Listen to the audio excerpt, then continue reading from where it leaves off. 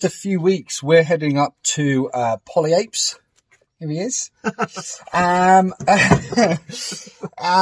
yeah, we're going to attend the biggest RC event they do, Fam Jam 2024. We never got to do it last year. No, we missed it last year. Because I was actually away the weekend that they had it on. But this year, not only have we got a stall up there, so we're going to be showing off the Ninja Goats and a few other projects that we've got in the pipeline. Have a bit of fun. I'm going to uphold my title of 1/24 scale tractor pulling. I got a nice build. There's only one doing it last year. It's because everyone bottled out. Yeah, Everyone saw me do it, and no one else wanted to challenge me. Oh, no. But I'm going to build quite a unique looking rig for this one. I'm going to go a little crazy, a little bit of fun.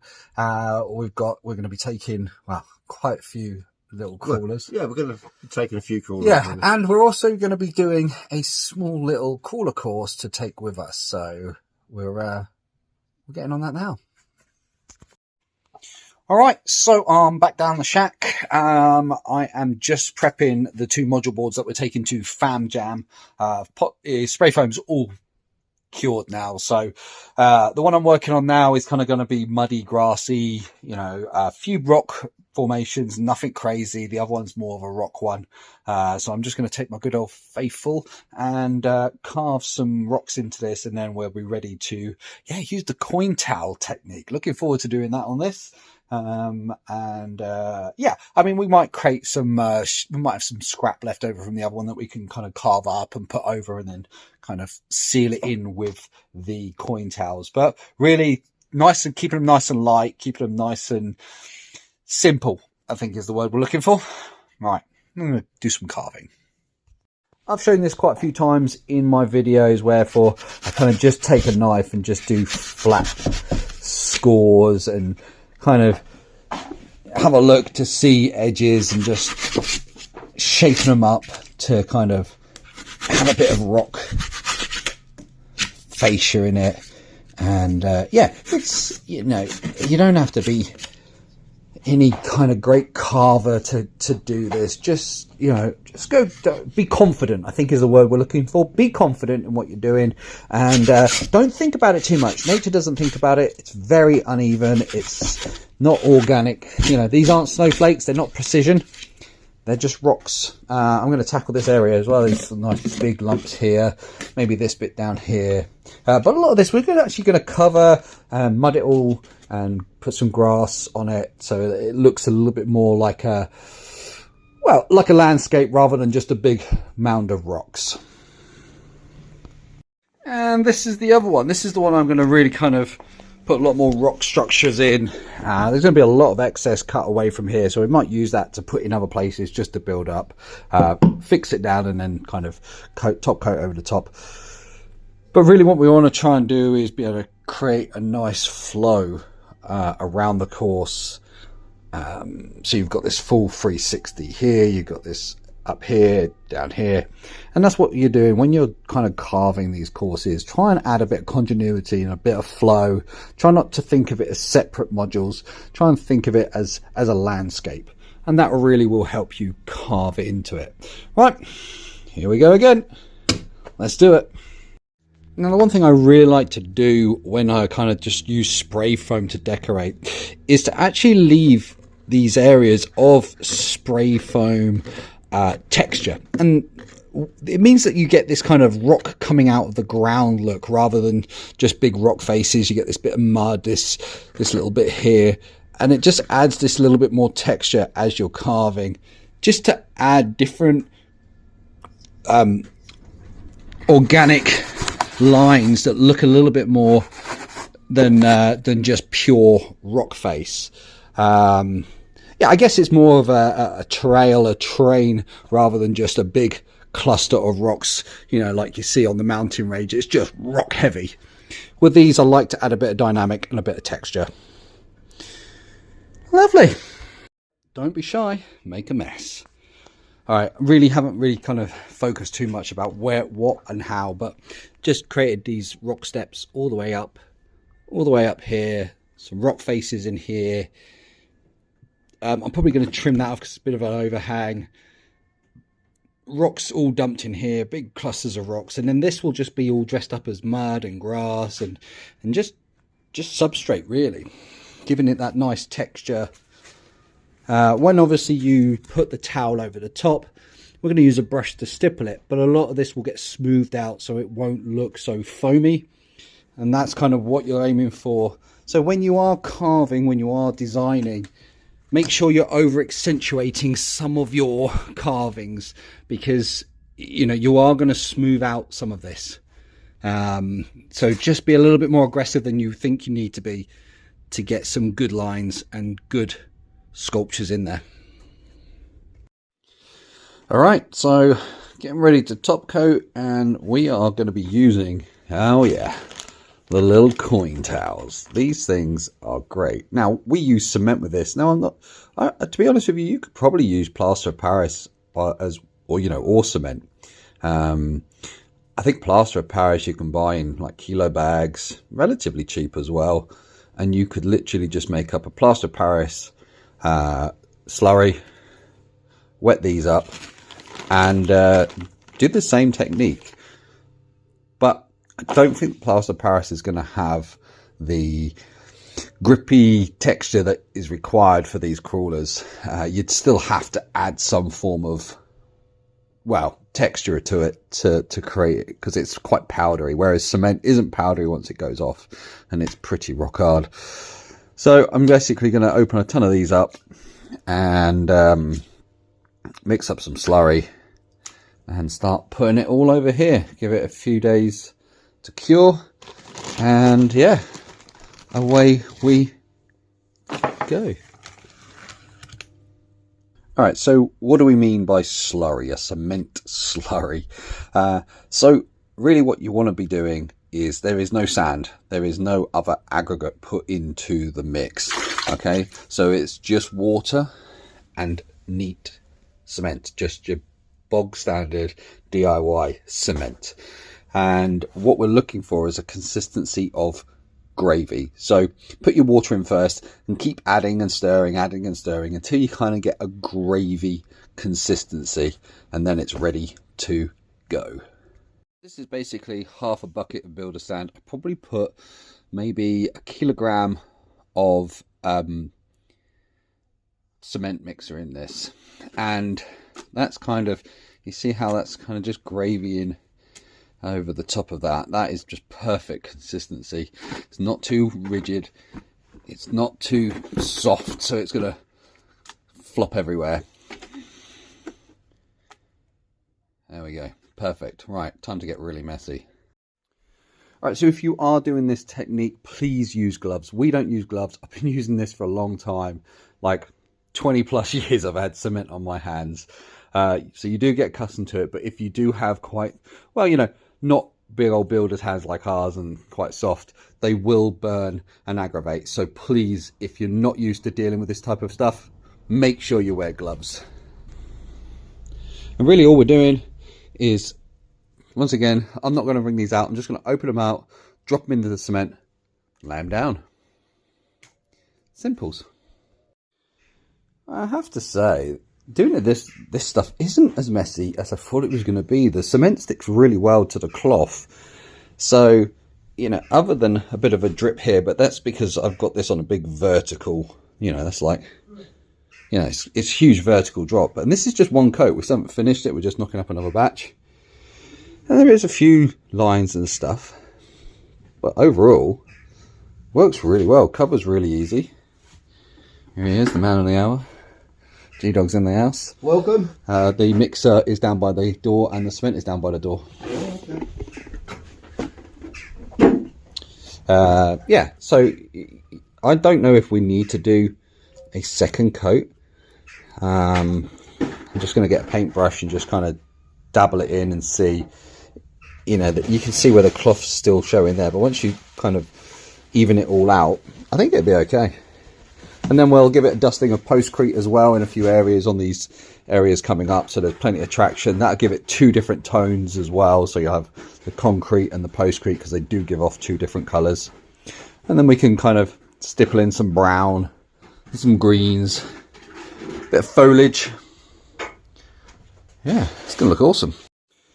Well, there you go. That was nice, quick and easy, nice and simple. Just taking a good old faithful paintbrush now and just kind of evenly out some of the blobs and stuff and stipple in all the crease lines. And not actually that many, to be fair. It's actually a lot less creasier than any product we've used, really. We've actually only put one coat on this as well, so I think it'll be all right. I think the cement is going to do the majority of the work. All the cloth is doing is acting as a binding agency between the cloth and the cement. But I think generally, I think this is going to do the job. And then we're going to go get a sieve and get some postcrete and give this a good dusting in areas, and we'll that'll give it some grip and different texture. But I'm actually really impressed with how well this stuff covers. These coin towels are an absolute gem to work with.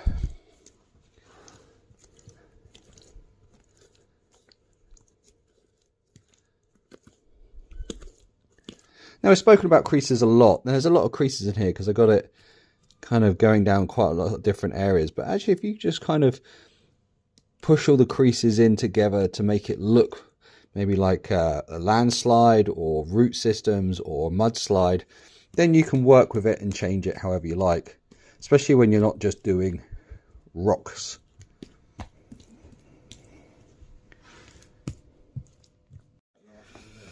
Now, we use this a lot, and you'll see this popping up in our videos, and we talk about postcrete all the time. And basically what this is when you're doing fencing, you just buy a bag of this, you pour water in, you put this in, and that's it. It's literally an all-in-one.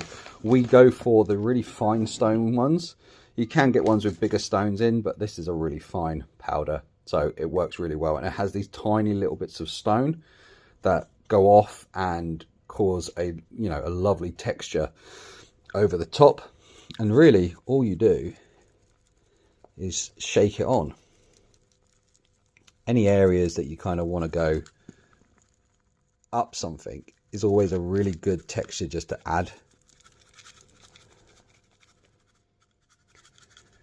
And this also goes off super quick, so it does add a nice binding agency over the top of the whole course, giving it a nice texture.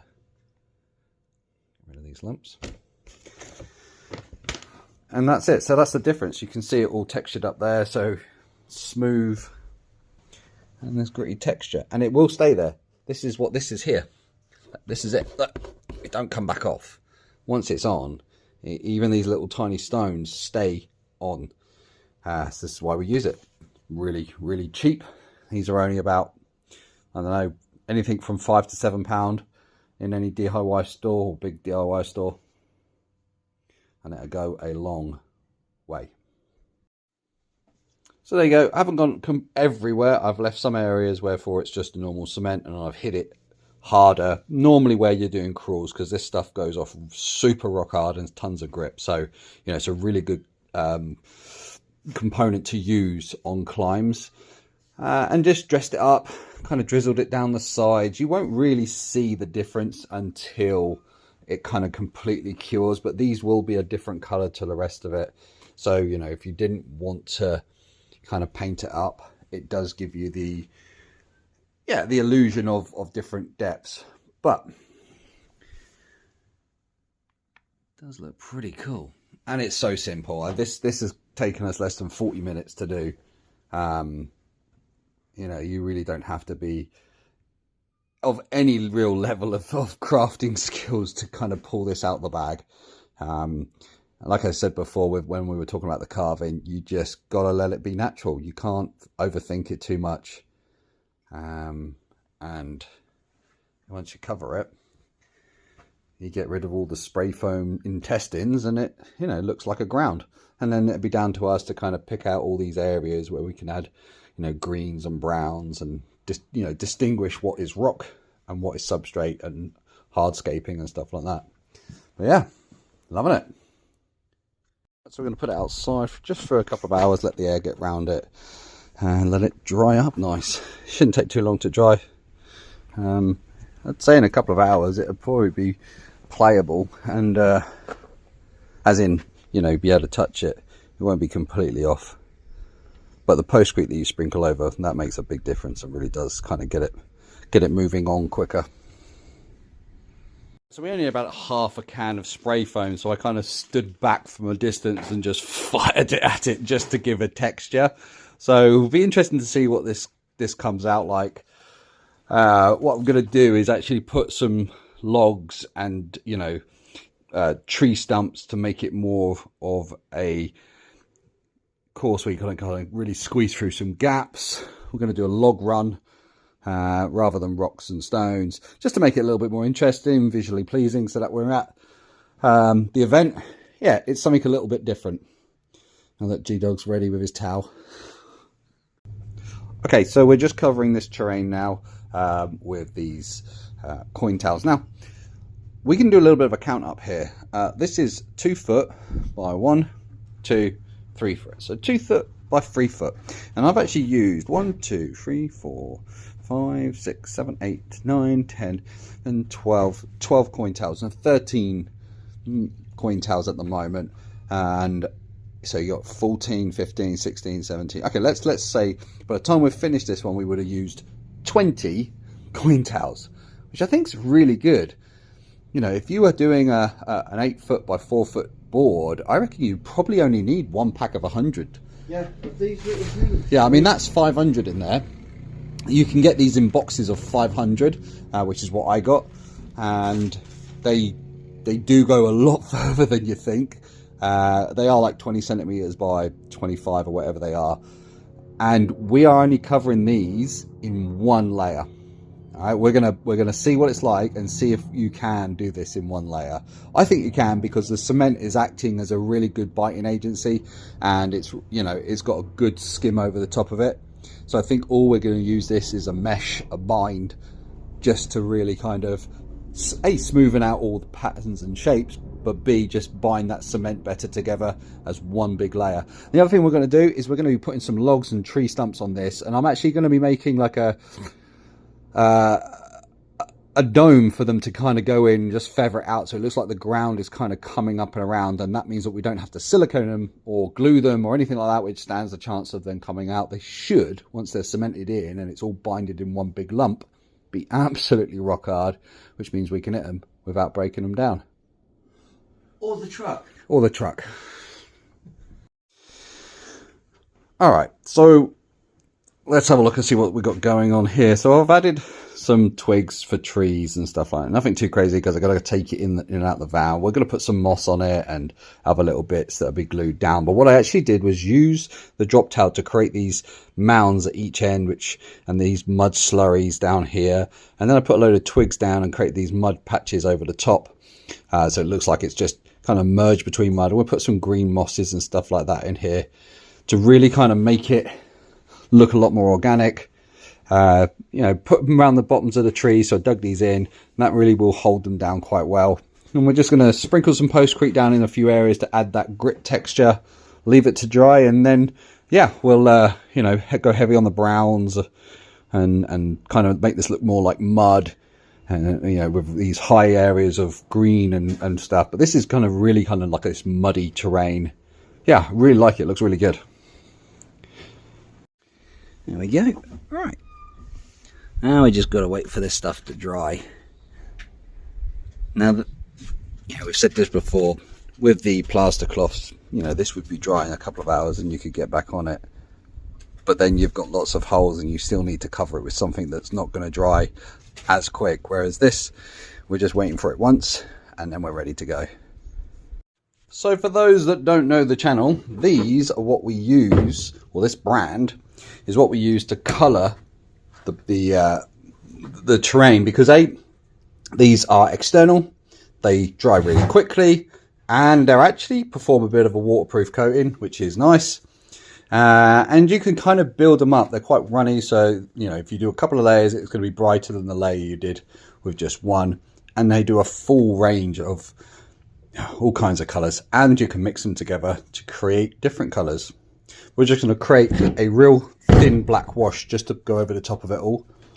Then we're going to hit some areas with some seasoned oak, a bit of mud. Dusty gem I always use for highlighting all my rocks and dry brushing them up just to kind of make them pop. And yeah, and then we got to mix some, then we can kind of let that dry and mix some greens up to start creating some grass and stuff. G-Dog standing here patiently. Morning. And yeah, we're going to get, it's a nice day, so we should get this done.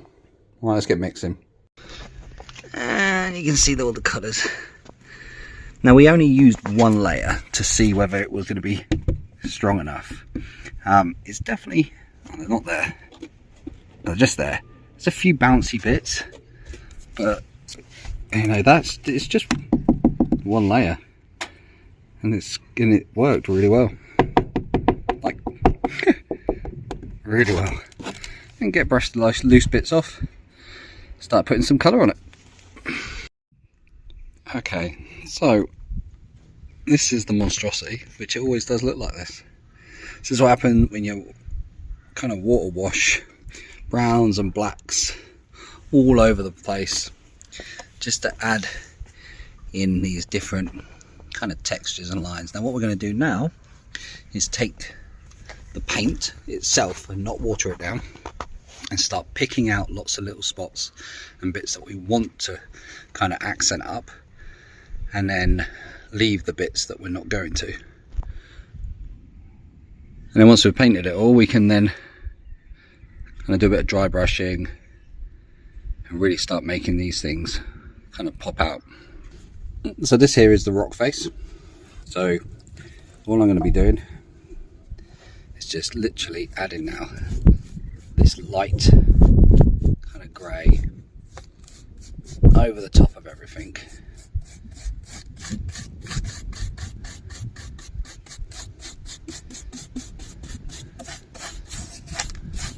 Now the one thing you can do, especially if you're dry brushing, and get rid of as much excess as you possibly can. And over some of these little bits, you can just take the tops off these little rocks, like these bits in here, and just kind of add lots of little accent pieces all the way around. It takes a bit of time, but you know, with a dry brush it works really well. There we go. Well, you wouldn't really have to do too much to this if you didn't want to paint it or do anything. I told you, different colour cements all creating a different mosh of colours. This has kind of kept a nice wet look as well, so that'd be quite nice as a brownie mud. But yeah, nice and solid. Alright, so now that it's probably about a week since we were last down here, it's kind of all just mulched together. So now we're just going to add some greens and some more browns and some, maybe a few bushes and that on these. Get some bits and bobs going on them. But yeah, looking super realistic. So another thing you can do to decorate your mini crawler courses is use some fake grass, astroturf. You can sometimes find these in your cheap kind of DIY centres, or you know, home improvement places, and you can get like they do like doormats of this stuff, and it's cheap and nasty. But what we normally do is shred all the green off it and then stick it onto our courses in areas. But I think for now with this one, you can also kind of just trim shapes, and as long as that shape kind of fits inside a certain area, you don't actually see the black rubber, and then it's glued in and it looks great. So I'm going to chop up a few bits of this and get this on there. We're also going to be doing the sawdust trick as well. That's quite good to kind of glue around the outsides of these and add some sawdust and green, because you get the two different levels as well, two different sizes, you know, slightly long stuff and the thinner stuff. So yeah, really nice to build up depth and colour to your crawler course. Right, so one of the things I like to do as well is just get some cheap, we just use this cheap pound tube acrylic on the courses, and what I do is just take quite a heavy load, and wherever I'm planning on putting kind of sawdust grass or anything like that, I like to stipple the underneath, let that go off, then glue and sprinkle the grass over it. The grass is normally a slightly different color. We mix different colors with whites and blacks to create different colors. And what this does is just add a kind of slightly more dimension to the grass and just give it a bit more effect. So I'm going to do that throughout the whole area where we're going to plan to put some grass, and then we're going to mix up some sawdust grass and glue that once this has gone off and put that in place. Okay, so we got just some green painted areas now, just breaking up all that mud and grey. I got G-Dog over here with his special grass. Oh, not that one. That one in there, look. That's just sawdust. That's sawdust grass. And then we're going to paint some areas with some generic wood glue and just sieve it over the top. Let it fix in. And yeah, that's what we use over here. You can see all these textured areas. It's a bit muddy now. Over here gets a bit of a kicking from the water, but you can see just here, that's all sawdust. You can see the little patches of green on there, that's all sawdust. So it lasts out pretty well. Over on the pinch, there's a few bits there. And when you've got a heavily used course like ours, it is something that you kind of have to keep on top of a bit. It does get a little faded or a little bit worn, but it does the job, and it's free. Well, no, it's not free, sorry. We have to pay £1 for some paint and then make sure we brush up any work we do with wood. Right, let's sieve it and glue it. Alright, so really all I do is I go around with some wood glue. This is pretty good stuff. It's premium wood glue. It's not some cheap and nasty stuff. And then I go and dabble it, and then G-Dog comes and sieves it and throws it on. We've got a couple, literally throws it on. He's got a couple of different colour greens going on.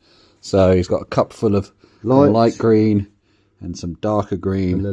And then there's like a brownie colour that we use as well. It is a little messy, but you can just use the Hoover to vac it up. And, you know, get in there with your glue. This glue does go off transparent. So... and you don't want to cover all the paint that you've just done. You want to leave some of that showing as well. And salt and pepper it over the top. That's it. Done.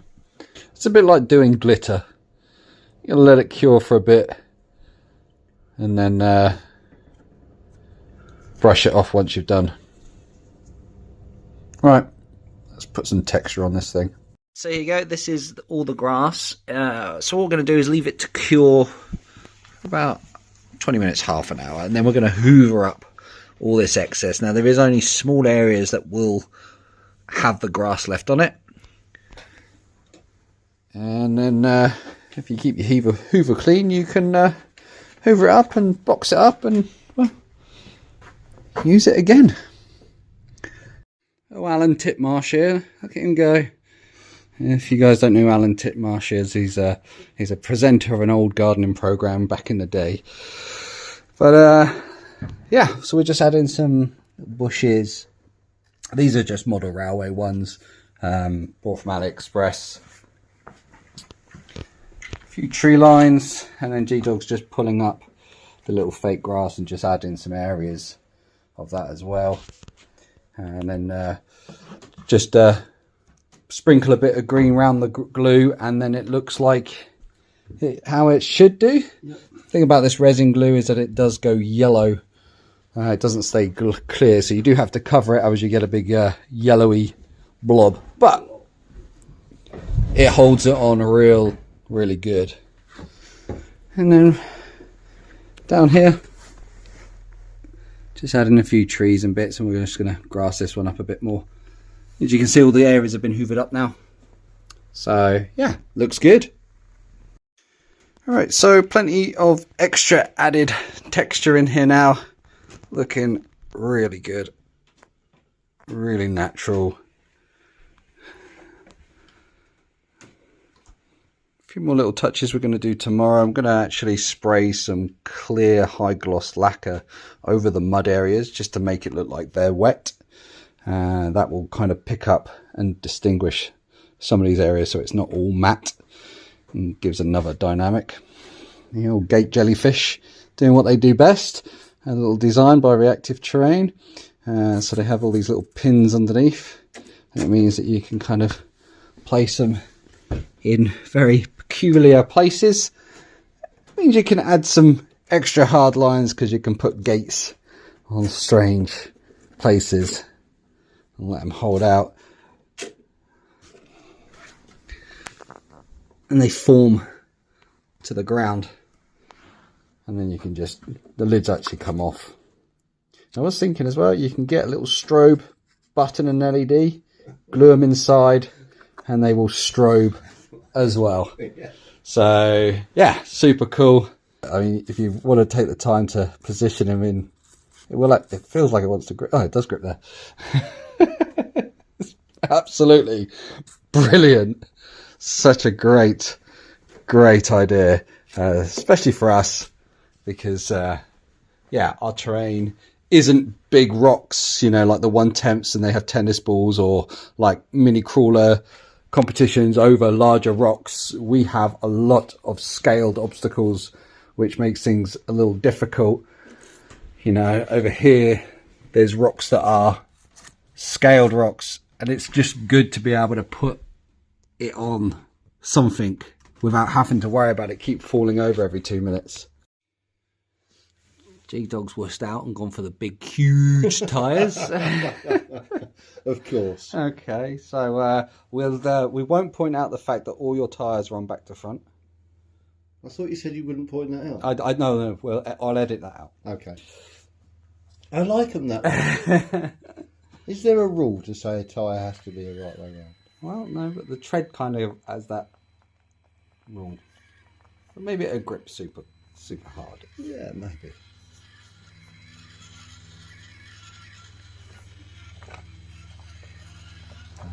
So we've got to back off.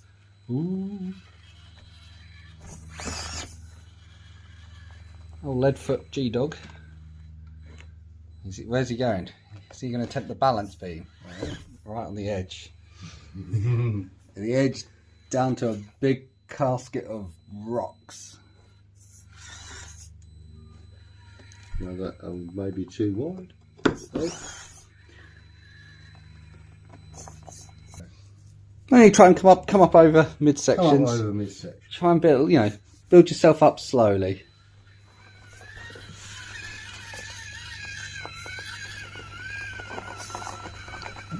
All those MTs trying to grip. Down through the centre section. Is that an angle? Oh, in the pit of doom. It's a deep old bit, that. That is deep. It is deep. It takes a lot of control to come down into that. Especially when you got a bit of weight there.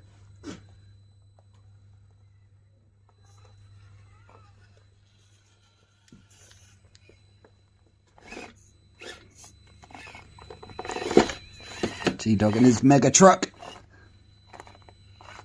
Ooh, steer up towards yourself. That's it. Slowly bring the sleeve out towards yourself and slowly towards yourself. That's it. Keep pushing it down. That's it. Keep going. Keep going. Keep going. Keep going. You're not ready to turn. Oh, it's gonna roll. Yeah. That's a tight turn. Yeah, well, once we've got it on the floor and you've got the grass around it, you can kind of come off onto the grass and then back onto the...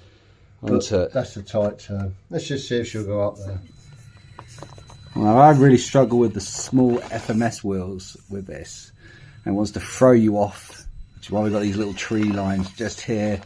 But Smasher's got nice big wheels. Takes it on, no problem at all.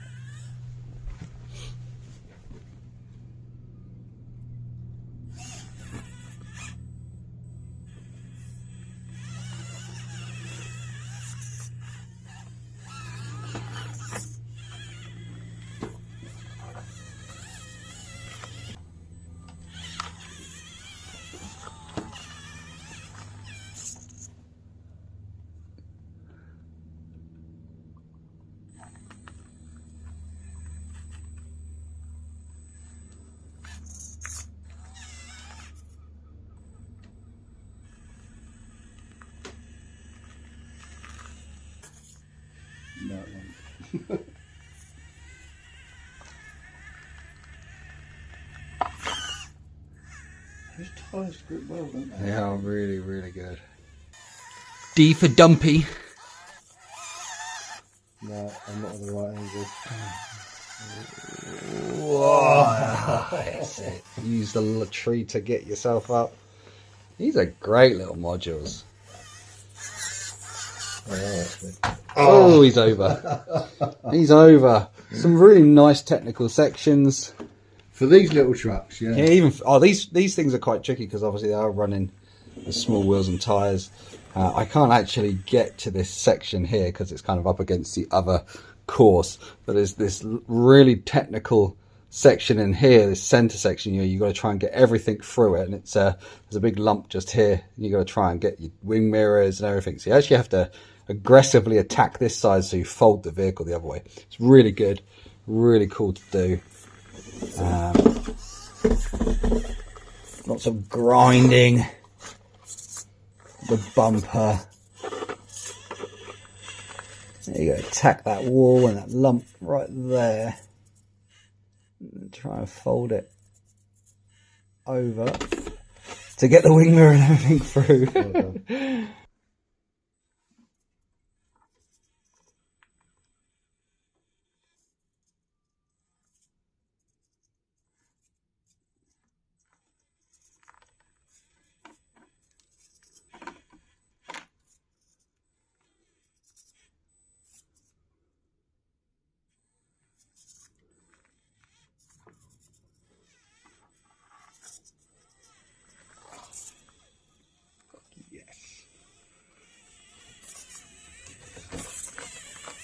So just as light as the plaster bandages, but 100 times more durable. And I really should go home and have a shower. You're actually cleaner than me. Yeah, for once. It makes a change. It's been very dusty down here. We've been working on the big course, just I thought I'd change. sieving dust. That's basically what I've been doing all afternoon. But yeah, these coin towers. Do you know what? I was surprised how they look. Because they're small, you can scrunch them, you can make them look like... Yeah, I mean, we've managed to create some real kind of like, almost looking like wet mud, which we're actually going to be using on the course, but that's another video. So it's taught us a lot. We've actually learned a few techniques from it that we're like, okay, cool, this is really good. Let's transform and use it on the course with some other areas as well. And it really has gone rock hard. I mean, it's we had to drill a few holes. You got to use a masonry drill bit. There's a few soft areas. Don't get me wrong. We only used one layer.